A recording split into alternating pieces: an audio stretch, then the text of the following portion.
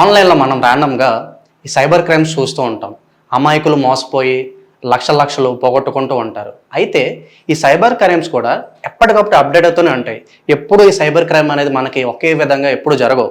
So ఈ cyber crime ఎవరైతే చేస్తున్నారో వాళ్ళు టెక్నిక్స్ని అప్డేట్ చేసుకుని మరి ఇప్పుడు ఈ అమాయకులు ఎవరైతే ఉన్నారో వాళ్ళు వల్ల వేసుకుని ఈ డబ్బులు అనేవి కొట్టేస్తూ ఉంటారు. ప్రజెంట్ ఈ సైబర్ నేరగాళ్ళు ఏ విధానాన్ని ఫాలో అవుతున్నారో ఇప్పుడు మనం ఒకసారి చూద్దాం. సో ఈ కొత్త వ్యూహం ఏంటంటే, ముందుగా మీకు ఒక పార్సెల్ వచ్చింది అని చెప్పి ఒక ఫోన్ వస్తుంది. సో ఇప్పుడు ప్రజెంట్ ఫాలో అవుతున్న టెక్నిక్ ఇది. పార్సెల్ పేరుతో మీకు సైబర్ నేరగాల దగ్గర నుంచి ఒక ఫోన్ కాల్ అనేది వస్తుంది. సో వీళ్ళ టార్గెట్ ఎవరండి అంటే ఈ చిన్న చితక తక్కువ ఇన్కమ్ వచ్చేవాళ్ళు, లేదంటే నిరుద్యోగులు, వీళ్ళకి అవసరం లేదు. వీళ్ళు అసలు టార్గెట్ జోనే కాదు వీళ్ళకి. ఎవరైతే ఐటీ ప్రొఫెషనల్స్ ఉన్నారో, లక్షల్లో ఎవరైతే ఇన్కమ్ అనేది ఎర్న్ చేస్తున్నారో వాళ్ళని మాత్రమే ఈ సైబర్ నేరగాళ్ళు టార్గెట్ చేసుకుని ఈ మోసాలు అనేవి చేస్తూ ఉన్నారు. సో అలాగే ఇక్కడ మనం ఫస్ట్ ఆఫ్ ఆల్ అసలు మోసం ఎలా జరుగుతుంది, సో మోసం అనేది ఇక్కడ మనం ఎలా జరుగుతుందో ఒకసారి చూద్దాం. ముందుగా ఒక కొరియర్ సంస్థ, అది ఏదైనా అవ్వచ్చు, కొరియర్ సంస్థలు ఉంటాయి కదా, సో దాని నుంచి మీకు ఇనీషియల్గా ఒక ఫోన్ కాల్ వస్తుంది. ఫోన్ కాల్ వచ్చి ఆ ఫోన్ కాల్ ఏముందంటే, ఇక్కడ మీ పేరు మీద కొన్ని డ్రగ్స్ వచ్చినాయి, సో మీ పేరు మీద కొన్ని వేరే చోట నుంచి కొన్ని డ్రగ్స్ వచ్చినాయి అని చెప్పి మీకు ఒక ఫోన్ కాల్ వస్తుంది. సో ఆ డ్రగ్స్ మీ పేరు మీదే ఉన్నాయి అని చెప్పి వాళ్ళు నమ్మించే ప్రయత్నం చేస్తారు. పోలీసులకు కూడా చెప్తామని చెప్పి మిమ్మల్ని కొంచెం ప్యానిక్ సిచ్యువేషన్లో పడేయడానికి ట్రై చేస్తూ ఉంటారు. సో నెక్స్ట్ స్టెప్ వచ్చేసరికి స్కైప్లో మీకు వీడియో కాల్ చేస్తారు. ఆ వీడియో కాల్లో ఒక ఫేక్ పోలీస్ అధికారి ఉంటారు. మీకు ఆ ఫేక్ పోలీస్ అధికారి మీతో మాట్లాడి డబ్బులు డిమాండ్ చేస్తారు. సో మీరు ఇక్కడ పోలీసులను చూసేసరికి నిజంగా జెన్యూన్ ఏమో, పోలీసులు కూడా ఉన్నారు, నిజంగా నా పేరు మీద ఇల్లీగల్గా ఏమన్నా డ్రగ్స్ వచ్చేయమని చెప్పి ఆ మూమెంట్లో చాలామంది ఇక్కడ ప్యానిక్ అయిపోతూ ఉంటారు.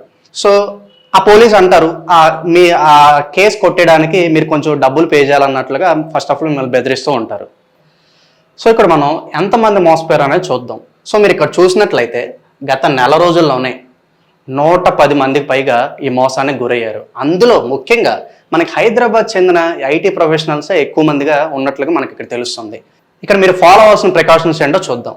ముందుగా ఎప్పుడైనా సరే మీకు ఇలాంటి కాల్స్ వస్తే మీరు వెంటనే 1930 అనే ఒక నెంబర్ కాల్ చేయడం ద్వారా మీరు సైబర్ పోలీసుల్ని కాంటాక్ట్ చేసి మీరు ఏదైతే ప్రాబ్లం ఫేస్ చేస్తున్నారో ఆ ప్రాబ్లంను ధైర్యంగా పోలీసులతో చెప్పొచ్చు.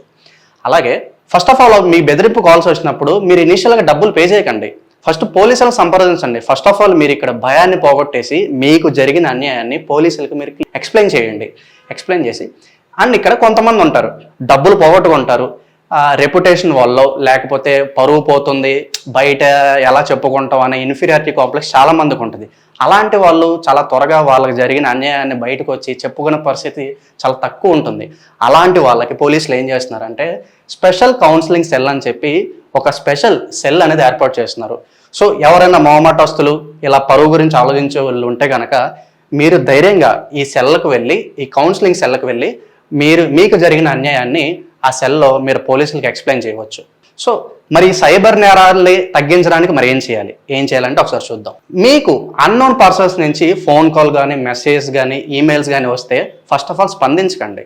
ఓకే, రీసెంట్గా మనం చూస్తున్నాం టెలిగ్రామ్లో చాలా స్కామ్స్ జరుగుతున్నాయి. సో అన్నోన్ పర్సన్స్ ర్యాండమ్గా వస్తారు, మీ ఇన్ఫర్మేషన్ అడుగుతారు, మీ క్రెడిట్ కార్డు నెంబర్స్ అడుగుతారు, లేకపోతే ఓటీపీ చెప్పమంటారు. ఏ ఇన్ఫర్మేషన్ మాత్రం షేర్ చేయమాకండి. అసలు అన్నోన్ పర్సన్స్ నుంచి వచ్చే ఎటువంటి ఫోన్ కాల్స్ నుంచి కానీ మీ పర్సనల్ ఇన్ఫర్మేషన్ అనేది మీరు షేర్ చేయకండి. అలాగే మీ వ్యక్తిగత సమాచారాన్ని ఆన్లైన్లో ఎక్కడ షేర్ చేయకండి. ఇన్స్టాగ్రామ్లో మనం ఫోటో షేర్ చేస్తూ ఉంటాం, స్టోరీస్ పెడుతూ ఉంటాం, it's okay fine. But over the top వెళ్ళిపోయి మనం పర్సనల్ లైఫ్లో మొత్తం ఇన్ఫర్మేషన్ని ఆన్లైన్లో పెట్టడం ద్వారా మనకి చాలా నష్టం జరుగుతుంది. అది మనకి ఇప్పుడు తెలియకపోయినా ఫ్యూచర్లో చాలా ఎఫెక్ట్ అనేది మనకు జరుగుతుంది. సో ఈ పద్ధతి ఫాలో అవడం వల్ల. సో అలాగే మీ సోషల్ నెట్వర్కింగ్ సైట్స్ ఏమన్నా కూడా పాస్వర్డ్స్ మెయిన్గా చాలా స్ట్రాంగ్ పాస్వర్డ్స్ పెట్టుకోండి. మర్చిపోయినా పర్లేదు, చాలా స్ట్రాంగ్ పాస్వర్డ్ పెట్టుకోండి. అలా దానివల్ల సమ్వేర్ మీ సైట్స్ అనేవి ఈ సైబర్ క్రైమ్కి అటాక్ అయ్యే ఛాన్స్ చాలా తక్కువగా ఉంటుంది. అలాగే మీ కంప్యూటర్లో ఒక బేసిక్ యాంటీవైరస్ సాఫ్ట్వేర్ని ఇన్స్టాల్ చేయడం వల్ల కొంచెం ఈ సైబర్ దాడుల నుంచి మనకు కాపాడే అవకాశం ఉంటుంది. సో బాధ్యత వహించండి, జాగ్రత్తగా ఉండండి, ఈ సైబర్ నేరగాలకి చాలా దూరంగా ఉండండి.